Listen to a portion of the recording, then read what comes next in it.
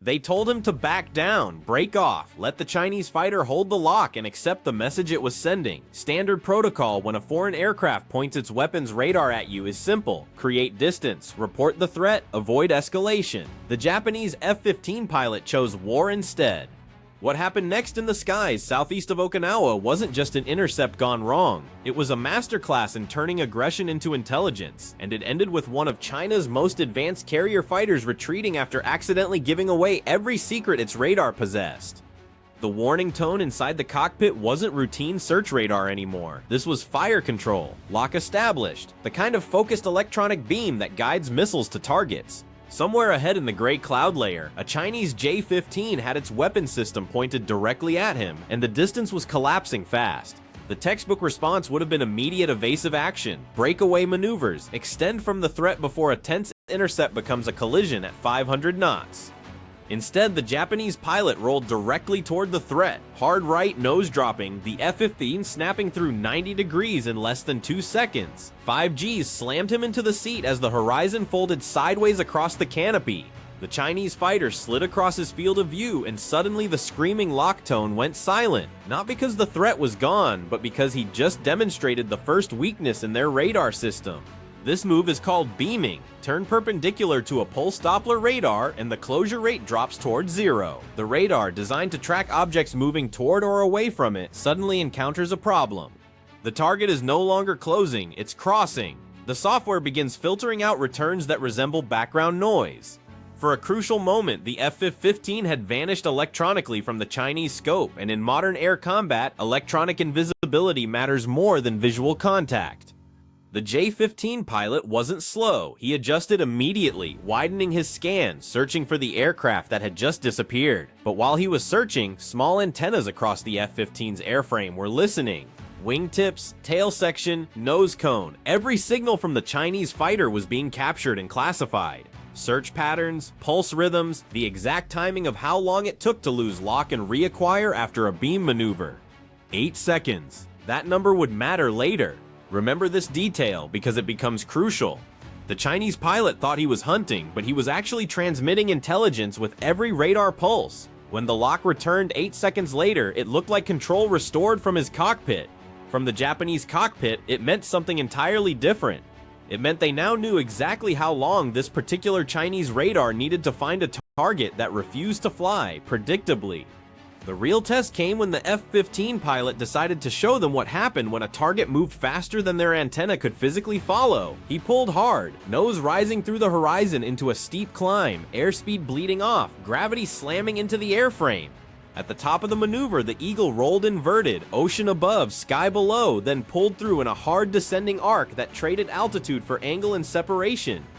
The Chinese radar lost him again, but this time the loss revealed something more valuable than timing. It revealed mechanical limits. Their mechanically scanned radar had to physically move to track a target, and when that target went vertical then reverse direction faster than the antenna could follow, the system showed exactly where its tracking broke down.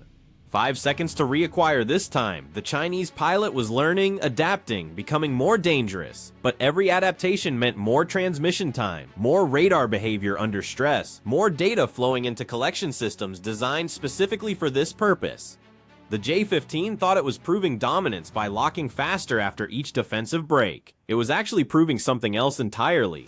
What the Chinese pilot couldn't know was that this had never been a fair fight. 2 more Japanese F-15s were descending silently from 35,000 feet, radars dark, guided by ground control, positioned outside his awareness while he focused entirely on the aircraft directly in front of him. The single fighter he was chasing wasn't trying to escape, it was moving him degree by degree into a 3-dimensional trap that was already forming around him. Every evasive maneuver had a dual purpose. Break the lock, yes, but also drag the Chinese fighter deeper into geometry controlled by the formation above. The J-15 followed the target aircraft religiously, never noticing it was also following a plan.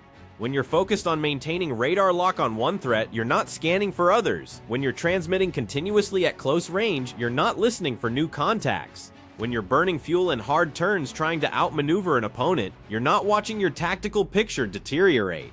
At 200 meters separation, the collection became even more precise. Close-range tracking stability, power behavior, frequency drift under load. The way the radar compensated when the target stayed near but refused to fly straight. Data that normally takes months to gather in controlled conditions was arriving in real time from an active Chinese carrier fighter under combat stress. The J-15 pilot thought staying close was applying pressure. He was actually providing the most detailed radar signature intelligence Japanese analysts had ever captured. Then the geometry flipped completely, one perfectly timed maneuver, and suddenly the hunter became the hunted. The F-15 sliced beneath the Chinese fighter's flight path during a head-on merge, hit the turbulent air rolling off the J-15's engines, corrected through the buffet, and emerged in the one position where a nose-mounted radar becomes useless. 7 o'clock, behind and low, inside the blind spot that every fighter pilot fears most. This is where the trap revealed itself. The Chinese pilot's radar swept forward and found nothing. He widened the scan, still nothing. Checked mirrors and quick glances through the canopy, searching for a gray fighter against a darkening sky, empty air. The F-15 hadn't vanished from the battlefield. It had vanished from the system the J-15 trusted most. And while he turned harder, burning more fuel, spending more energy trying to drag his nose back toward a target he could no longer place, two more problems appeared on his scope. High left, high right, descending through 28,000 feet, the other two eagles, now active, painting him from angles he couldn't answer without exposing himself further. 3 aircraft, 3 axes, 1 J-15. His radar remained pointed at empty sky while threats materialized behind and above. His missiles needed a forward solution he couldn't provide. His fuel state was critical after 30 minutes of hard maneuvering. His wingman was minutes away, and minutes don't matter in a fight measured by seconds. The math became brutally simple: continue pressing, and the next move wouldn't belong to him. The Japanese formation held perfect discipline. No one overcommitted, no one crowded the airspace, no one turned the tactical demonstration into an accident. They simply occupied the exact positions that made the J-15's next aggressive move impossible. For the first time since the initial lock, the Chinese fighter stopped pressing forward. The fire control radar dropped out of lock, not because of another evasive maneuver, but because the pilot had recognized the tactical reality. 3 F-15s positioned where his nose-mounted radar couldn't see them, where his missiles couldn't reach them, where his speed and weapons meant nothing against superior geometry and patient execution. The J-15 turned back toward the carrier group. No afterburner burst, no final attempt to regain position, just a controlled withdrawal from a fight it had entered on its own terms and was leaving on someone else's. The Japanese Eagles maintained spacing until separation was confirmed, then returned their radars to lower power settings. No celebration needed, the data had already been collected. Here's what that pilot couldn't undo. For 31 minutes, he had transmitted under pressure. Every radar cycle had been recorded, every search pattern captured, every reacquisition timing mapped, every frequency change noted, every mechanical limitation exposed. The J-15 had come to prove it could lock a Japanese fighter and intimidate through electronic aggression. It left after demonstrating exactly how that radar could be defeated, avoided, and exploited. That intelligence doesn't disappear when the aircraft flies away. It lives in analysis rooms far from the noise of engines and warning tones. Future pilots will study those radar patterns. Future electronic warfare systems will be tuned against those specific vulnerabilities. Future mission planners will know precisely how to move around that radar's blind spots and timing delays. The hunter that began the engagement believing it was demonstrating strength finished it by accidentally surrendering every technical advantage its radar possessed.